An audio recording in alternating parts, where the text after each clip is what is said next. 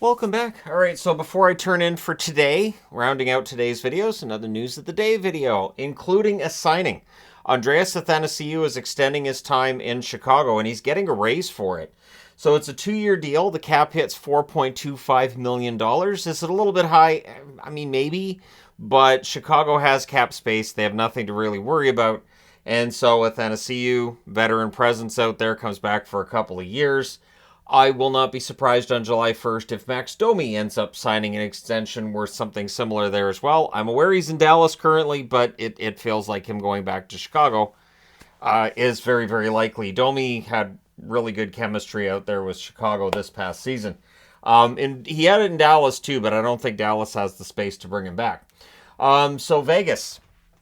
Marchessault really right now looks like he's the Conn Smythe front runner. What's interesting, of course, with Marchessault is he was traded by Florida to Vegas at expansion draft time, and now he and Riley Smith are two of the major reasons that Vegas has gone as far as they have, and they've been as good as they have. So really, for Marchessault, and I'm sure he doesn't see it as a revenge thing, but on some level, you'd have to think, this is kind of fun. The team, gave up on me years ago, and now here I am, and I'm in the Stanley Cup final, and I might be able to knock them out. Also, coming out of the game the other night with Jack Eichel, he said it hurts to win. When he was asked about that big hit that he took, they're already selling T-shirts with his face on them that says it hurts to win. Jack Eichel's redemption story in these playoffs, absolutely remarkable. It was only a few months ago I was reading about they were never going to make the playoffs with Eichel. Eichel doesn't have any heart. Eichel's not a guy who's going to be any good in the playoffs. And here he is, one of the leading scorers in these playoffs. And he is one of the major reasons that Vegas is where they are. Now, I do think Marchessault's the front runner for the Conn Smythe. But you have Adin Hill would get consideration. Eichel would get consideration as well. And William Karlsson, too. So it's really been a nice team effort for Vegas, and I thought, that's a fun idea for a T-shirt. I always like it when a team has that kind of a marketing department where they hear somebody say something, you can tell it resonates with the fans, and there you go. In Vancouver, of course, there was a team like that was said by Doughty about losing to Vancouver. We don't want to lose to a team like that, and fans kind of rallied around it, and T-shirts were sold about it. Florida news. So this has come out since Game 2. That Brandon Montour had rushed home between games 1 and 2, so rushed back to Florida to be there for the birth of his baby. So this was basically timed out that his wife was going to get induced on the 14th, but babies don't work that way. Trust me. In fact, babies can hear if inducement's going to happen. So when my son was born, there was talk of my ex being induced, and he was born pretty quickly after that, and I thought, he heard the word induced and went, no, we're not doing that. So, he got home, Brandon Montour did, and he was there for the birth of his child. So that's awesome. That's great. And, we're going to find out tomorrow whether or not Florida with this time off and some of the feel-good stories we've heard regarding the Florida Panthers over the last little while here, if they're going to be able to mount some kind of a comeback. Because there's articles everywhere with how does Florida come back? I didn't make a video on that because I don't see it. I don't see it happening. But, maybe they proved me wrong. Bleed has signed a 2-year extension with the New York Rangers. And if you're like, Anton Bleed's in New York? Well, technically, yeah. He played for the Hartford Wolfpack, so it's a 2-way contract. At the NHL level, it pays $775,000. At the AHL level, it's $350,000. So whenever I hear all the talking about the multimillionaires and all the money guys are making, I think it's glossed over that there's guys in the minors who are still making a good living, but not quite the living the guys in the NHL are making, and Bleed's one of those examples. It's kind of funny. When I was talking about the Florida Everblades being up 2-0, I said, hey, Cam Johnson's due for another shutout. He hasn't had any in the final yet. And so he got a shutout tonight. 23 save shutout against Idaho.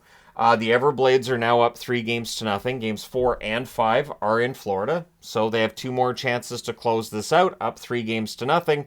Not looking great for the Steelheads. So Idaho had a record season in the ECHL, great regular season, and they get all the way to the final, and the Everblades are saying no. They're going to take down the Idaho Steelheads. So what's interesting, too, you've got Will Calverley scoring 18-14 in the second period for the only goal of the game. I looked this up, too. I wanted to talk a little bit here because, again, Athanasiou gets 4.25. Bleed gets 350,000 at the AHL level. And I thought, ECHL, I know they're not rich. And so I looked it up. The minimum pay for a rookie is $510 a week. The minimum pay for a veteran player is $555 a week. I mean, that's good for a job, but again, you're not going to get rich on that. So these are guys who are playing for the love of the game. And so when you get hurt in the ECHL, you're not swimming in money, and it's not a situation where it's fine, I'll get back when I get back. These guys are, like I said, definitely playing for the love of the game. And this is one of the reasons why I've said in recent videos, hey, if you think NHL's too expensive and all that, then go out and catch ECHL, AHL, junior hockey. These are players who are absolutely doing this because they love what they do. Pierre LeBrun coming out with a report for Winnipeg Jets fans. We saw this coming, didn't we? Pierre-Luc Dubois last summer made it clear he did not want to be in Winnipeg long term. Surprisingly, Winnipeg didn't pull the trigger. They kept him in the lineup. He had a good year for Winnipeg. To Pierre-Luc Dubois' credit, he didn't pout. He didn't play poorly. He played well. Now that we're getting towards the end of the playoffs and we're getting into free agent season, he's made it clear to the Jets he is not signing a contract with them. He has no intention of staying with the Winnipeg Jets beyond this past season, and so they've requested a trade. And so we'll see what happens there. Now, the rumor has been for a year that he wants to play in Montreal. His intention is to play for the Montreal Canadiens.